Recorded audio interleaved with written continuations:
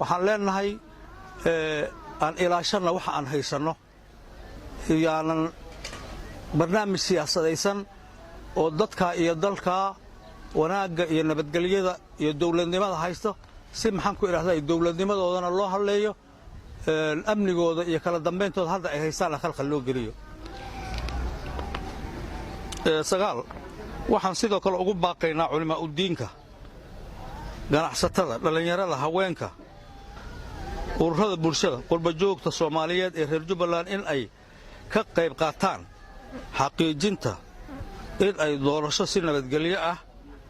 ugu qabsoonto Jubbaland qodobka tanaad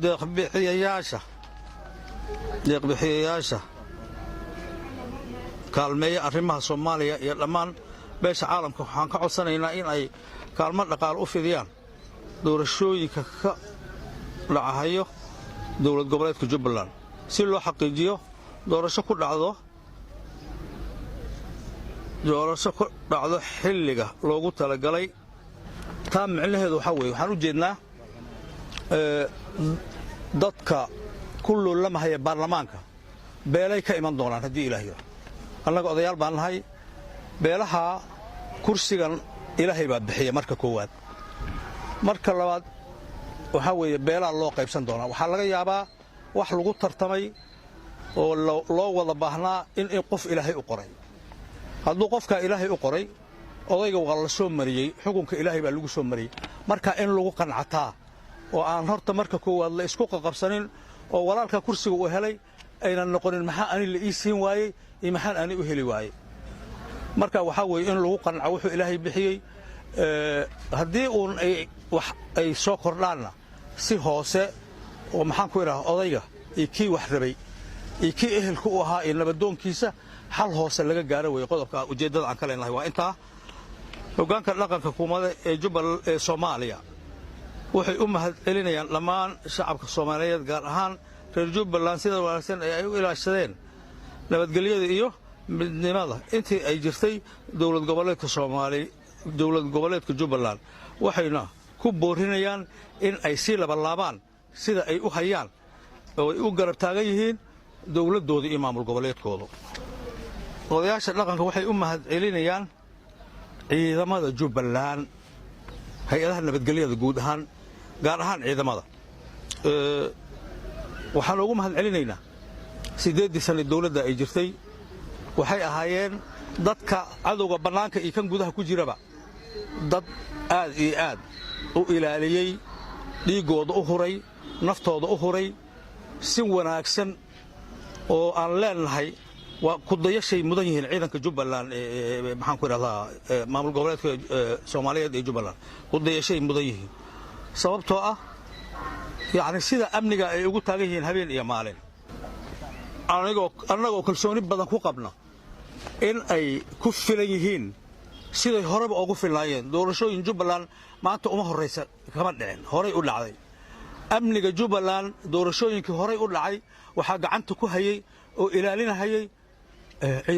hay'adaha amniga ee Jubbaland baa ilaalinay ciidanka meel kale loogama keenin haddana waxaan aad u qabaa oo aaminsanahay annaga inay ku filan yihiin doorashada soo socota inay ilaaliyaan kalsooni badan baan ku qabnaa marka waxaan leenahay waan isku filannahay amni ahaan waan isku filannahay dad ahaan saddexda gobol iyo 15 degmad dadka degan aqli ahaan iyo aqoon ahaan iyo amni ahaan ciidamo ahaan kalsooni baan qabnaa in doorasho fiican oo nabadgelyo ku dhacdo oo xalaal inay dhacdo amnigana ay sugaan ciidanka Jubbaland kalsooni badan baan ku qabnaa arrimaha labada dawladeed dawladda federaalka Soomaaliya iyo dawladda Kenya khilaafaad yar baa bariyahan soo kala dhaxgalay waxaan ku baaqaynaa khilaafaadka si wada hadal ah oo maxaan ku idhaahdaa labada dawladoodna karaame iyo sharaf u ah annagana aan raalli ka nahay oo nabadgelyo ah oo wada hadal inay ku dhameystaan khilaafkooda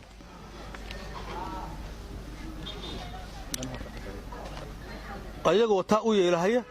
danaha weyn ee xuduudka ka dhaxeeya Soomaaliya iyo Kenya waxaan ku baaqaynaa gaar ahaan noogu baaqaynaa dawladda federaalka ee Soomaaliyeed bilaadanka laba shay buu ku dhaqmaa bilaadanka waa inuu aslaynku ku dhaqmo oo qaal allahu tacaala ee qaal rasuulullahi uu ku dhaqmo waa meel in wax uu ku heshiiyey oo qaanuun ah oo iyaga ay samaysteen inay ku dhaqmaan hadda annaga waxaan ku dhaqmaynaa oon haysanna waxaa weeye dastuur federaala dastuurka haddii awood qaybsi uu yahayna maamul goboleedyadana wax bay leeyihin dowladda federaalkana wax bay leeyihin haddii dastuurkaa la ixtiraami waayo oo dantii laga lahaa ee ahayd soomaalida burburtay in lagu badbaadiyo la isugu keeno ay wax ku wada qabsadaan wax ku wada dhistaan isugu soo noqdaan oo qulubtooda wixii horey ugu dhacay laga dhaqo haddii dastuurkaa lagu dhaqmi waayo waxaa weeye oo dowladda federaalka iyadaa dalladii guud ah haddii markaa ay dastuurkii qaybtii ay ku lahaydna maamul goboleed intii ku lahaa ay waxaan weydo waxay noqonaysaa in wada shaqayntii iyo wada noolaashihii